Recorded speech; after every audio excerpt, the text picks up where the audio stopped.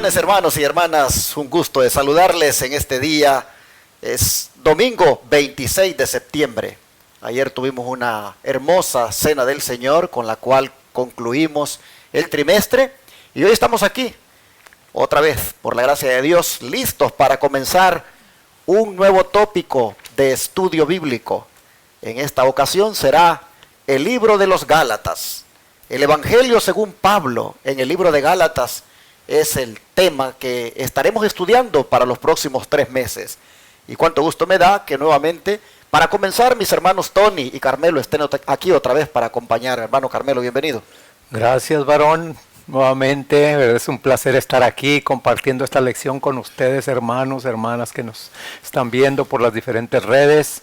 Que el Señor les bendiga en esta mañana y que podamos asimilar la lección de esta semana que viene precisamente sobre una de las iglesias de Galacia, ¿verdad? Pero pues esto nos va a enseñar bastante para nuestra vida espiritual.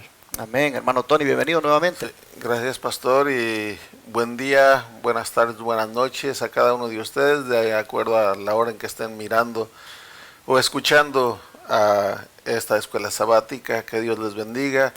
Y también quiero aprovechar para agradecer a nuestra hermanita que puso un comentario acerca de mi equivocación cuando yo mencioné que en la lección era Romanos 3:15 y era Hebreos 3:15. Gracias, hermana, se lo agradezco porque es necesario que pongamos más cuidado. Discúlpeme por ello y otra vez, gracias y oren por nosotros, hermano. Amén. Amén. Bendiciones una vez más para todos ustedes, amables televidentes, radioyentes, internautas, donde quiera estén. Estamos por la gracia de Dios listos para tener este estudio y no vamos a hacerlo sin antes pedir la bendición de Dios. Así que vamos a arrodillar nosotros acá para orar.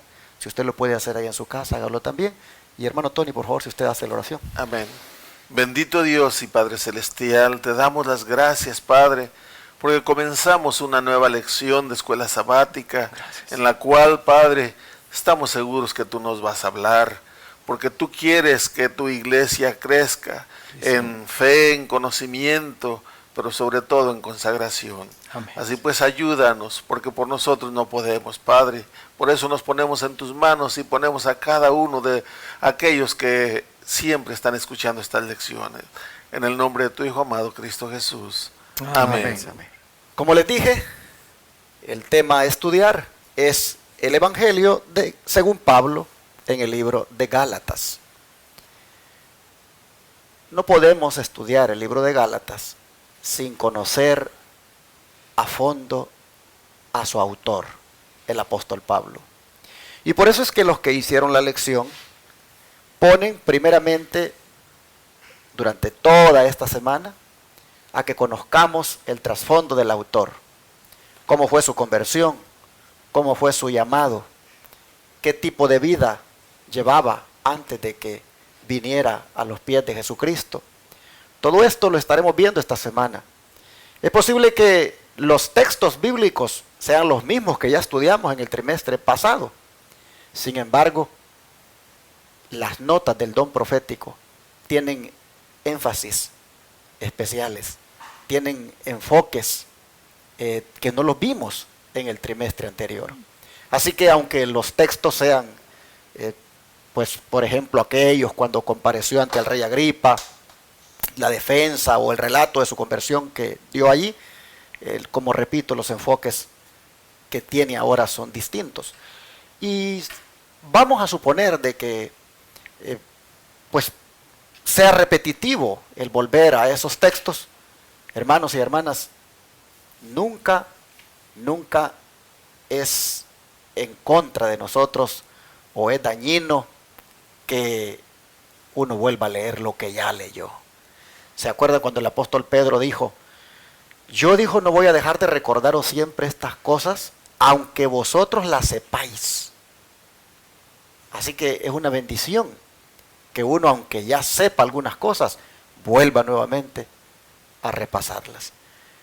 En ese sentido, vamos entonces, bajo el título Conversión y llamamiento de Pablo, a mirar todo lo que tiene que ver con el autor de la carta al libro de los Gálatas.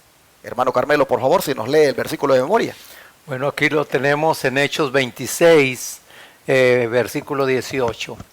26, 18 dice: para que abra sus ojos, para que se conviertan de las tinieblas a la luz y de las potestades de Satanás a Dios, para que reciban por la fe que es en mí perdón de pecados y herencia entre los santificados. Este versículo solo, hermano, ya nos está abriendo las puertas ante precisamente el cometido y la misión que el Señor le está dando aquí al apóstol, y es la que nos da a nosotros, a ti y a mí también, ¿verdad? De que ya que nos ha llegado ese conocimiento, podamos nosotros ser de bendición para aquellas personas que están en tinieblas. Y aparte de eso, ¿verdad? Aquí, como dijo el varón, pues esa conversión fue una conversión genuina. Es inevitable, ¿verdad?, que cuando alguien se encuentra con el Señor, quede igual. Para mí se me hace difícil, pero no imposible, porque hay muchos, ¿verdad?, que se les habla del Señor. El Señor ha puesto propicio ese momento para hablarle a una persona, pero la persona tiene su libertad de pensar, de decidir, de hacer decisión sí o no, como fue con Agripa, ¿verdad? Tuvo la oportunidad, pues la desaprovechó, ¿sabes? Entonces aquí el Señor nos ha mandado con esta comisión también para abrir, ¿verdad?, los ojos de la gente. Así es que esta conversión de Pablo fue de un punto a otro en una forma, ¿verdad?, de 360 grados.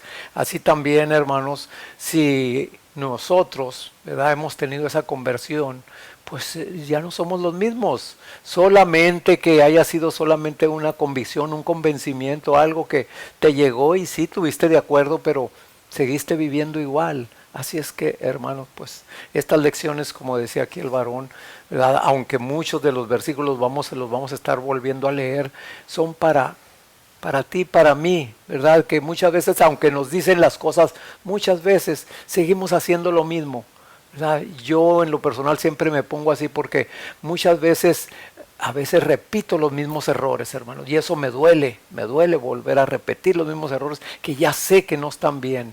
Así es que gracias al Señor que su misericordia, ¿verdad?, y su paciencia son grandes para mí, y espero que para ti también. Estas palabras que mi hermano acaba de leer son palabras que Jesús le dijo a Pablo. Y miren ustedes la misión que le está encomendando Jesús a Pablo. La misión es que abra los ojos de la gente. Que abra los ojos porque tienen una ceguera espiritual.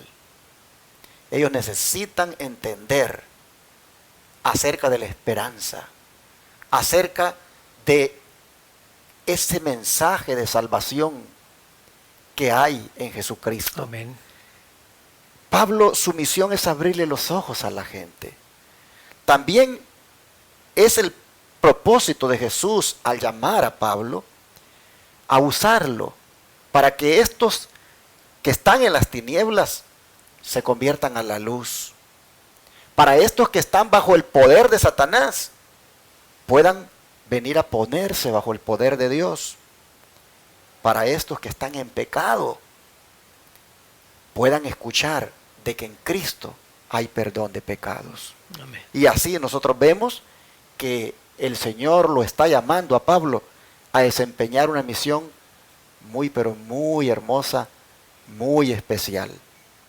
Le está hablando de el éxito incluso que va a tener, porque ¿cuántos van a salir de las tinieblas? ¿Cuántos van a abrir sus ojos? ¿Cuántos van a salir de las potestades del enemigo? ¿Cuántos serán liberados de la culpa del pecado? Así en este versículo de memoria nosotros entonces vemos para qué fue llamado Pablo. Y el don de profecía, hermano Tony, ¿cómo respalda más esto? Sí, dice en notas de la vida de Pablo, dice en la página 9, dice: de entre los más acérrimos e implacables perseguidores de la iglesia de Cristo, surgió el más hábil defensor y más exitoso heraldo del Evangelio. Amén. A la vista de los seres humanos, nosotros podemos ver en aquella persona alguien hasta grotesco, insolente, irrespetuoso y todos los calificativos que quieras en contra de Dios, pero no sabemos lo que hay dentro de su corazón. Pero Dios sí conoce el corazón, y a veces ahí nosotros, si el Señor pone delante de nosotros a una persona así, es nuestro deber hablarle del Señor, darle a conocer al Señor con paciencia, con amor y también mucha oración al Señor. Porque no sabemos si cuando esta persona abra su corazón al Señor, el Señor lo puede usar de una manera como uno no tiene idea. Así se pasó con Pablo, siendo un perseguidor de lo peor, que odiaba a los del camino y los buscaba para matarlos. En su conversión fue el más firme, el más leal de los apóstoles del Señor. Y hasta el día de hoy, cuando leemos sus epístolas, nos llenan de esperanza, nos llenan de amor, y al meditar en todo ello, podemos seguir su ejemplo y nos fortalece para seguirlo. Esto es lo que yo he estado encontrando en las lecturas de las epístolas de Pablo.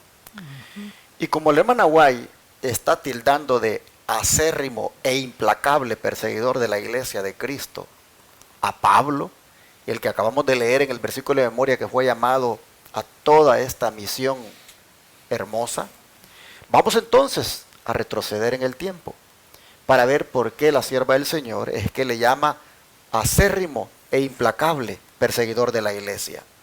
Y es que bajo el subtítulo con furia celosa, ¿quién era, hermano Tony, Saulo de Tarso? ¿Y qué misión errónea cumplía celosamente? Si vamos a leer en Filipenses 3, los versículos 5 y 6, dice así la palabra del Señor.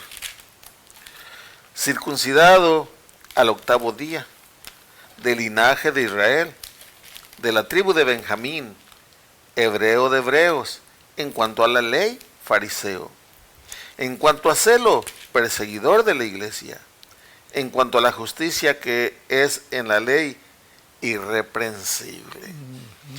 Un fariseo estricto de acuerdo a la ley. Era un fanatismo en cuanto a la letra, no al espíritu de la ley. Porque en el espíritu de la ley debía de haber amor.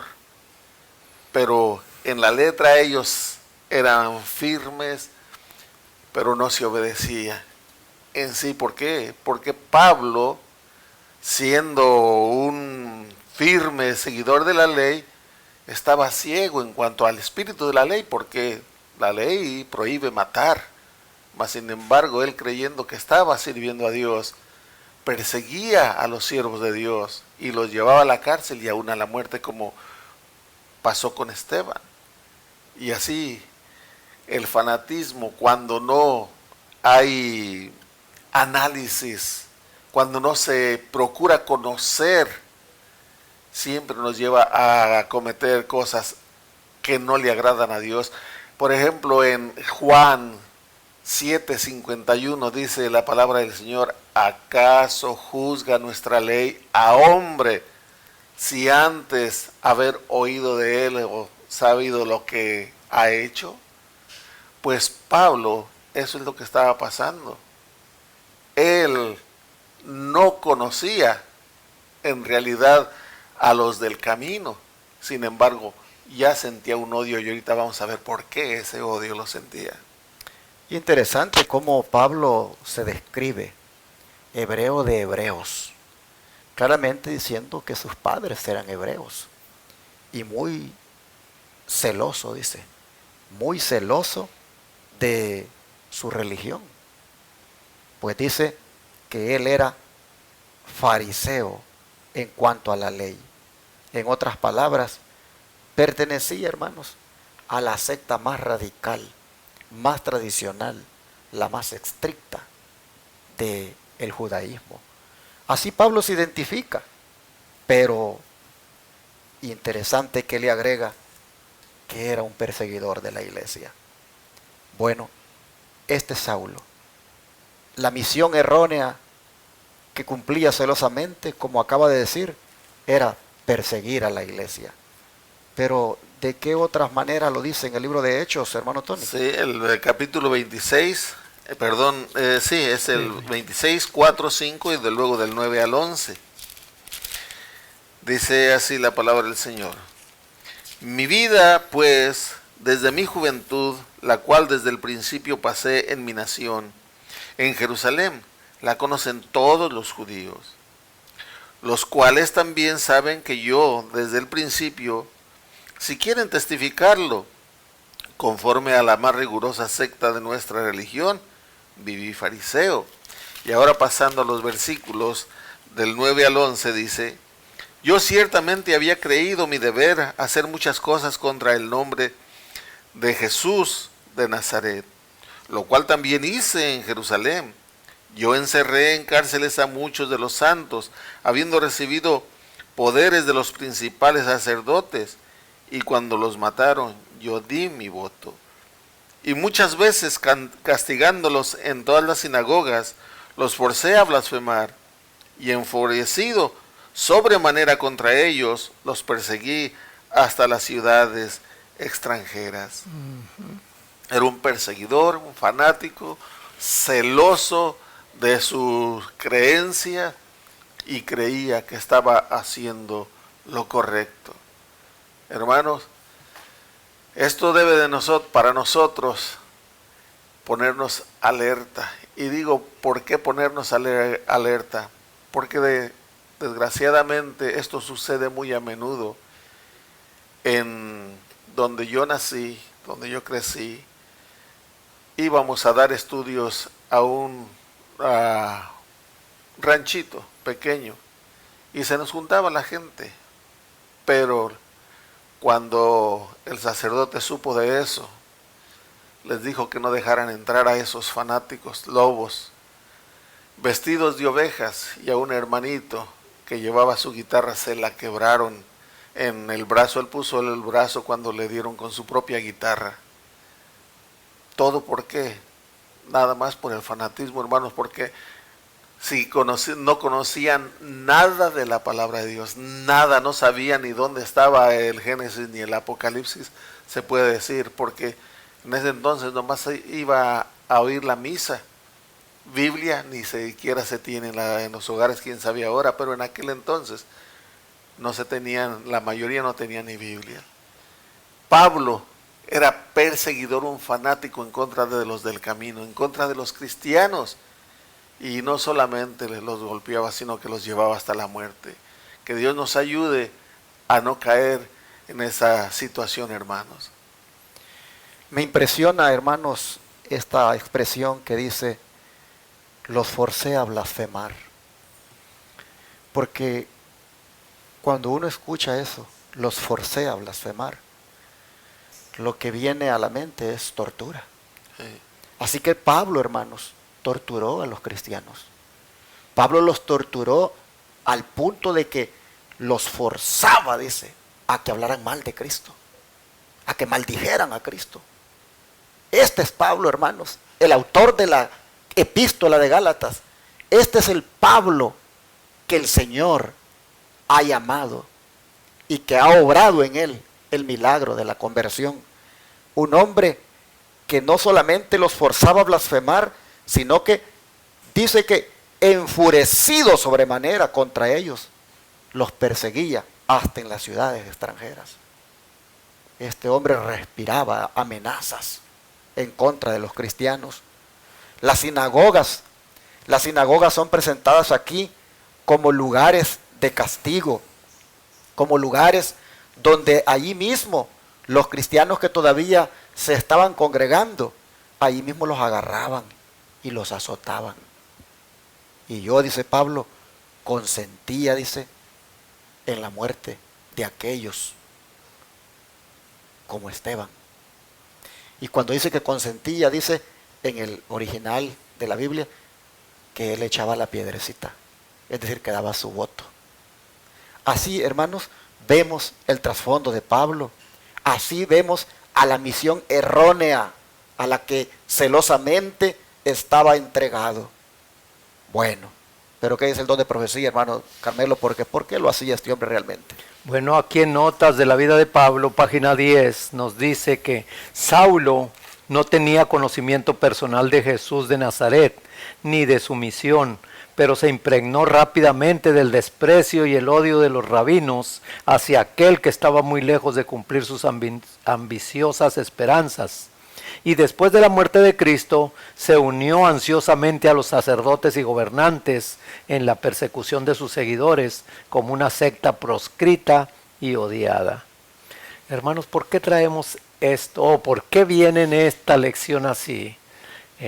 Aquí, ¿verdad? Ya estuvimos viendo una conversión genuina, ya estuvimos viendo la vida de Pablo desde el momento mismo en que se encontró en el camino con el Señor.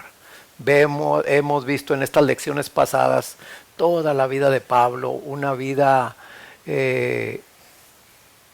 podemos decirla así, pues sacrificada, ¿verdad? Porque como decía él, es que ya no vivo yo, mas Cristo vive en mí. Y por eso lo que ahora hago es porque el Señor es el que me empuja a hacerlo, ¿verdad? Entonces aquí estamos viendo, hermanos, que esa vida de Pablo de antes posiblemente se parezca mucho a tu vida o a mi vida que vivimos antes, ¿verdad? Porque como yo les dije, pues los tiempos de ignorancia, pues el Señor los pasa, ¿verdad? Como pasó esos tiempos de ignorancia de Pablo y cómo lo trae a que vea la luz, ¿verdad? Después de haberlo cegado.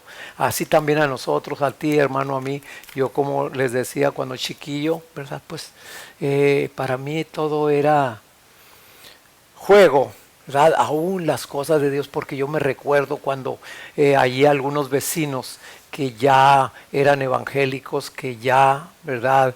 Ellos tenían un conocimiento más adelantado, más pleno, que muchos de nosotros como creyentes católicos, o como según nos decimos, ¿verdad? Ellos, ¿verdad? Tenían sus cultos, ellos tenían sus reuniones muy diferentes a como uno las piensa. Y uno, como yo estaba chico, yo lo agarraba en juego y hasta bailaba allí, ¿verdad? Con otros muchachitos allí.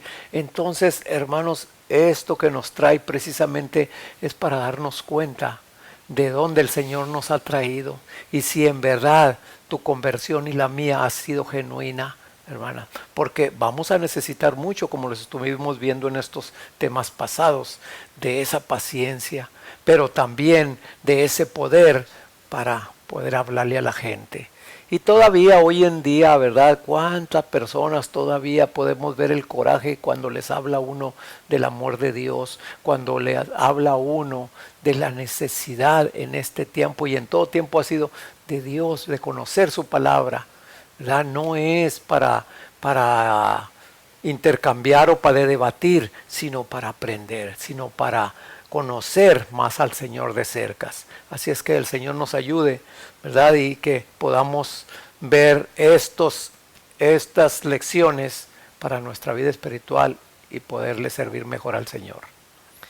Nosotros vemos acá el término secta como, dice, una secta proscrita y odiada. Debemos entender que el término secta también es utilizado para referirse a una división del judaísmo. El cristianismo, hermanos, salió del judaísmo.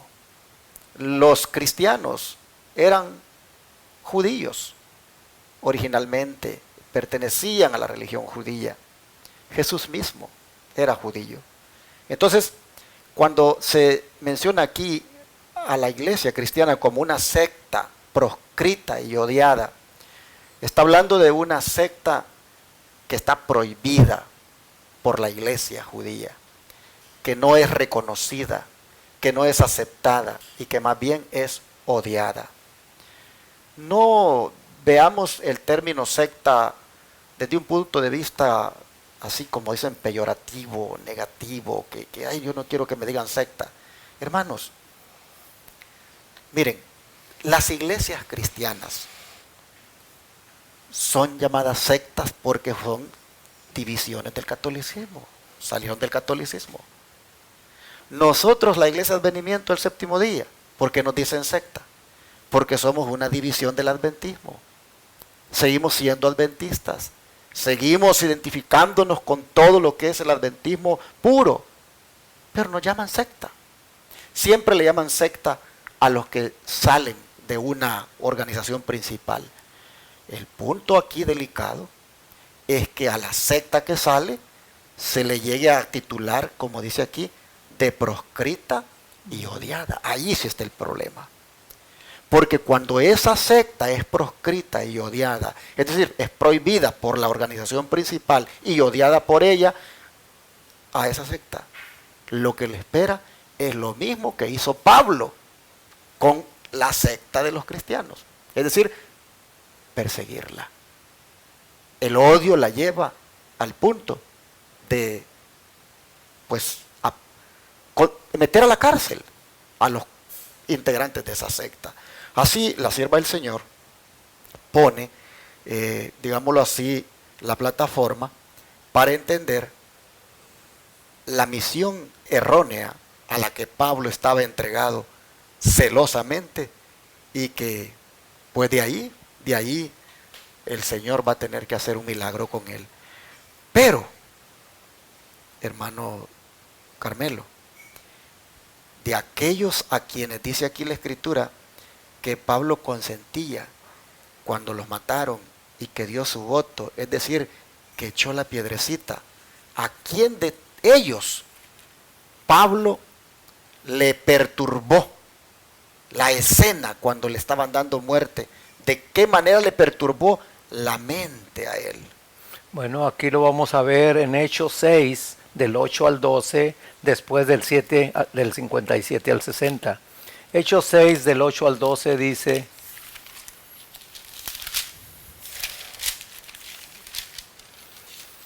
de esta manera: Esteban, lleno de gracia y de poder, hacía grandes prodigios y señales entre el pueblo. Entonces algunos de la sinagoga llamada de los libertos y los de Cirene, de Alejandría, de Cilicia y de Asia se levantaron para discutir con Esteban, pero no podían resistir la sabiduría y el espíritu con que hablaba. Entonces sobornaron a unos para que dijeran que lo habían oído hablar palabras blasfemas contra Moisés y contra Dios, y alborotaron al pueblo, a los ancianos y a los escribas, y arremetiendo, lo arrebataron y lo trajeron al concilio. Ahora vamos a el 7, del 57 al 60.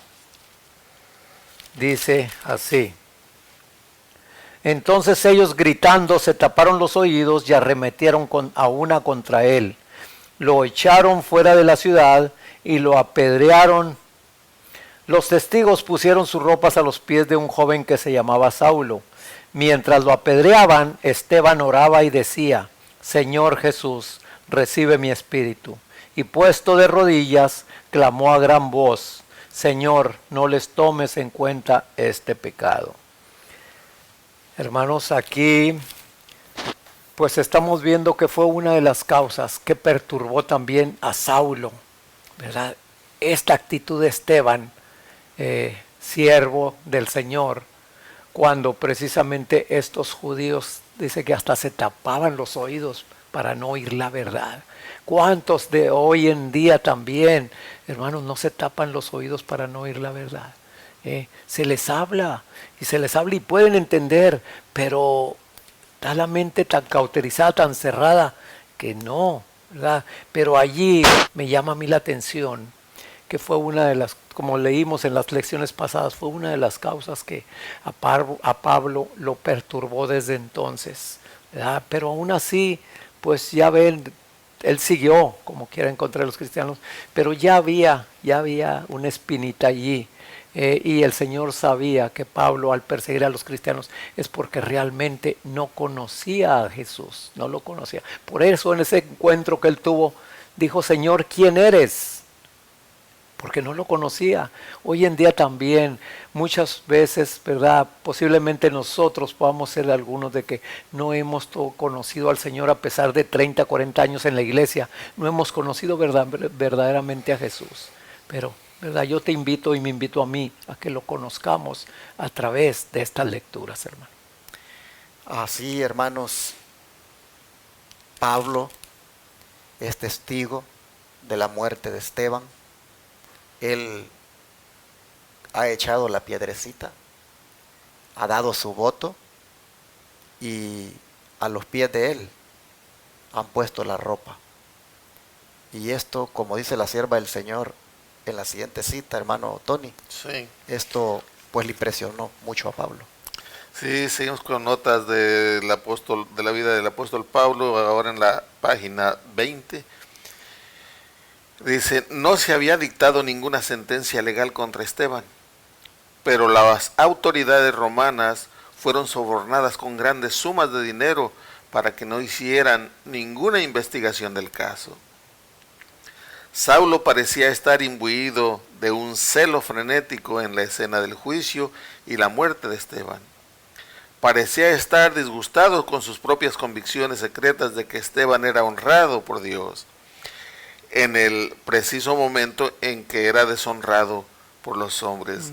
Sí, el apóstol Pablo sabía que lo que se estaba haciendo con Esteban era injusto. El juicio no hubo, era injusto. Y en la actitud de Esteban, Pablo notaba que era un hombre honrado. Y Dios estaba con él. Y eso le molestaba a Pablo en su interior. Tal vez tú que estás escuchando, que nos estás escuchando en esta hora, también has criticado al cristiano. Tal vez lo hayas juzgado mal, pero como un testimonio de un hermanito, él dice que él incluso les apedreaba la casita, porque donde se reunían los aleluyas, como se les llamaba, o se sigue llamando, era de tejas, y era tiempo de aguas, de coraje, les tiraban piedras arriba en el techo, y hacía los grandes agujeros, rompía las tejas, y cuando llovía se metía mucho el agua, y eso les daba gusto. No tenía el encuentro con el Señor hasta que se encontró con el Señor ese muchacho también. Y Dios convierte.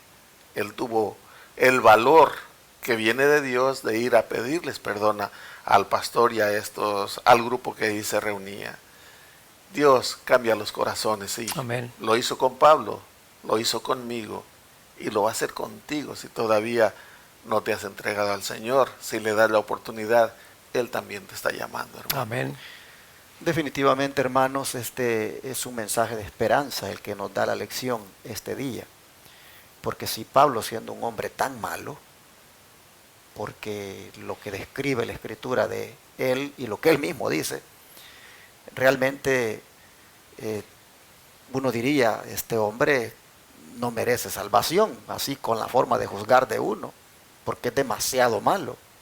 Pero si él, siendo tan malo, hermanos, Dios lo llamó a la obra y le convirtió, le transformó. Eso significa, hermanos, que puede hacer lo mismo contigo. Amén. Y puede hacer lo mismo con nosotros. Aquí, hermanos, lo que tenemos que encontrar es un mensaje de esperanza. Amén. Para ti que tal vez sientes que no mereces salvación. Para ti que tal vez sientes que no mereces el perdón de Dios. Para ti que sientes que ya tocaste fondo. Para ti que sientes que has hecho demasiada maldad, que crees que esto no es para ti, esto es ser cristiano.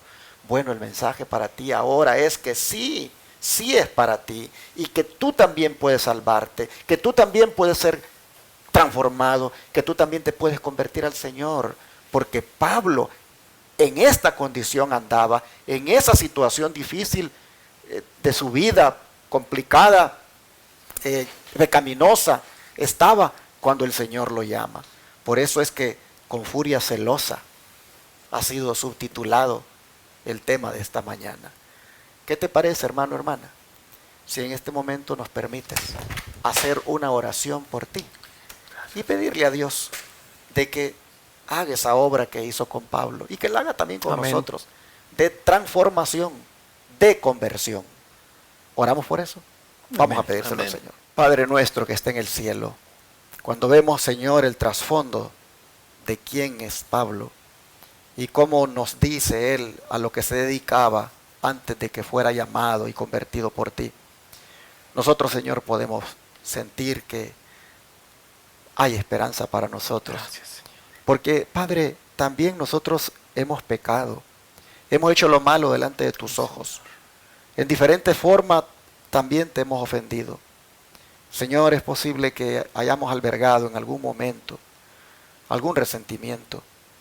Allá, Señor, en el fondo de nuestro corazón, tal vez hayamos hecho algo desagradable. Te rogamos, por favor, que nos aumentes la fe para creer que también a nosotros nos puedes cambiar. Te pedimos, Señor, por aquel que está oyendo la radio en este momento, por aquel que está mirando la televisión, por aquel que siente que no tiene esperanza. Te rogamos por él, por ella, para que tú le hagas ahora reavivar esa esperanza y hacerle creer de que sí, que si Pablo, con todo lo que fue de malo, fue llamado y se convirtió, así también puede ser él o ella. Así que, Padre, le ruego que todos los que estén oyendo, mirando en esta hora, puedan anhelar que tú les conviertas, que tú les cambies, oh Señor, como cambiaste a Pablo. Te rogamos que esto ocurra aquí con nosotros todos los días. Te lo pedimos en el nombre de Jesús. Amén. Señor.